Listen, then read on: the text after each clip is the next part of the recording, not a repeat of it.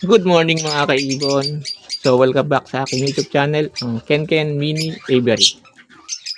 Yan, so for today's video ay mag-update tayo sa mga pangyayari sa ating ibunan. So kung bago lang kayo napadpad dito sa aking YouTube channel, ay huwag niyo kalimutan mag-like, share at syempre mag-subscribe. So click na rin notification bell para updated kayo sa ating mga bagong ina-upload na videos.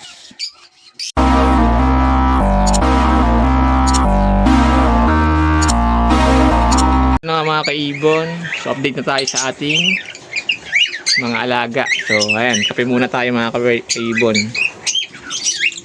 So habang nagpapatok ako kanina, so ayan,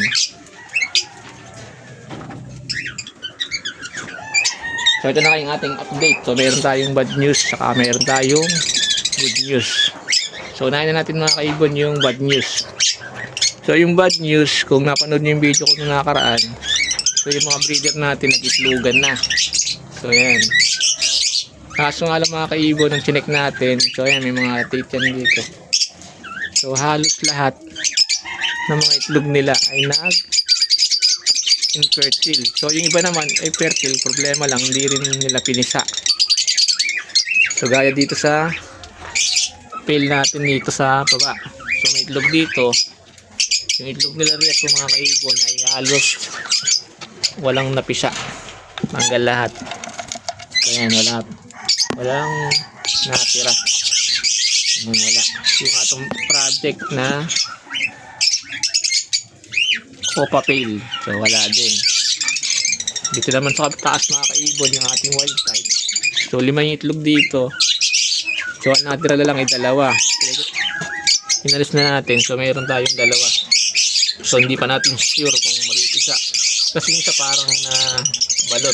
So hinihaya ko muna siya rito. Tapos mga kaibon dito sa ating baba.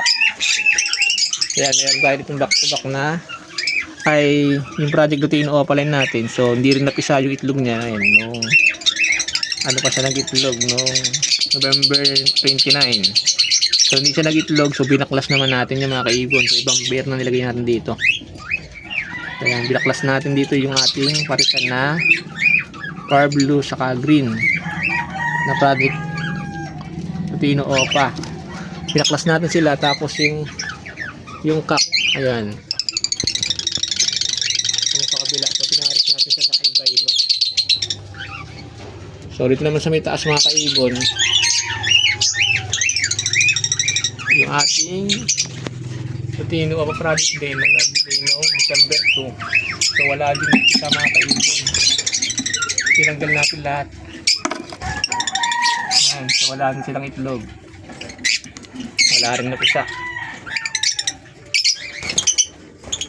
Tapos dito sa baba, so meron din tayo ito dibang albino saka green.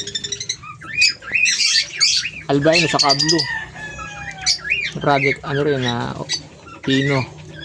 So hindi rin napisa yung mga kaibon. So ang ginawa natin, so binaklas ko nga, nagkasa tayo ng bago. Yan, nagbago yung blue, tapos yung Lutino ay Lutino hen. So yung Lutino hen na yan mga kaibon, so bago yan, napalit lang din natin yan kay Sir Paul Pinion. So shout out sir. Yan. So yung wild type green person natin, ipalit natin ng Lutino hen.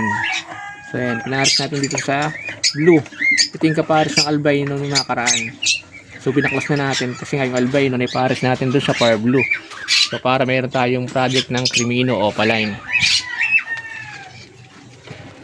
Tapos dito mga kaibon yung ating, ayan dito Yellow Bull saka Lutino project Lutino Opa rin. So ayan, dito naman mga kaibon mayroong 4 na itlog. So napisa dito mga kaibon ay 3.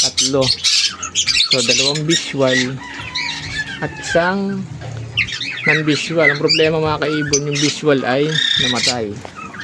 So silipin natin mga kaibon. So ayan, meron tayong isang non-visual dito. So malamang to, ano na to, Yellow Bull. So titingnan na natin kung mag-o-opa siya o non-opa line. Kasi kung hindi siya mag-opa, sure na yan na split opa. Kasi ang paresan nito ay sex link mga kaibon, isang opa at isang non-visual. Tapos dito naman mga kaibon sa baba natin ay meron tayong baklutin na opa line na alpha 1. So nakita nyo may itlog din dyan. Kaso nga lang tingnan ko yung apat na itlog ay infertile. So kaya ang ginawa natin mga kaibon ay tinanggal na natin. So yung mga itlog niya mga kaibon ay nilagay natin dito sa ating lagay ng mga itlog na nilagay infertile. So ito mga kaibon. So ayan. Ayan. Hindi natin isama yung mga itlog. Ang dami na. Pati yung mga itlog na nakakaraan. So dumako naman tayo mga kaibon sa ating good news. So ayan. So ang good news natin mga kaibon ay napalit na natin yung ating isang Indian ring neck na Lutino. So mayroon na tayong kak ngayon kasi nga yung ating Indian ring neck ay parehas na hen. So ayan, mayroon tayong bagong ibon. So ito na yung ating bagong ibon. So pakita natin nasa baba. So ayan, yung ating green pallid hen. So yung kasama niya dati ay Lutino hen na Indian ring neck. Ngayon ang kasama niya ngayon ay so ayan mga kaibon, isang blue post pallid IRN DNA kak. So ayan mga kaibon, meron tayong kak na Indian ring neck. So ano lang to, bulangin nila natin kasi nga ito ay nasa 11 to 12 months o 1 year. Samantalang itong ating green pallid ay nasa 2 years na. So ayan. Ayan. So papagulangin na natin mga kaibon yung ating napalit. So ang malaga mayroon tayo ditong kak na Indian ring neck. So ayan. So dati pangarap na natin itong mga ganitong ibon. So ngayon unti-unti natin nakakantan yung ating mga pangarap. So ayan. So napalit nga pa natin ito kay Sir. Nalagay ko lang dito sa screen. So maraming salamat Sir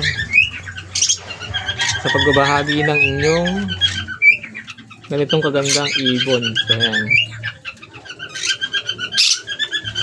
Ayan. So yun nga mga kaibon yung ating update. Tapos nga pala mga kaibon, yung isang kakatail natin, naglabas din pala tayo ng kakatail sa labas, dito sa labas. Tapos nilagyan natin ng nest box.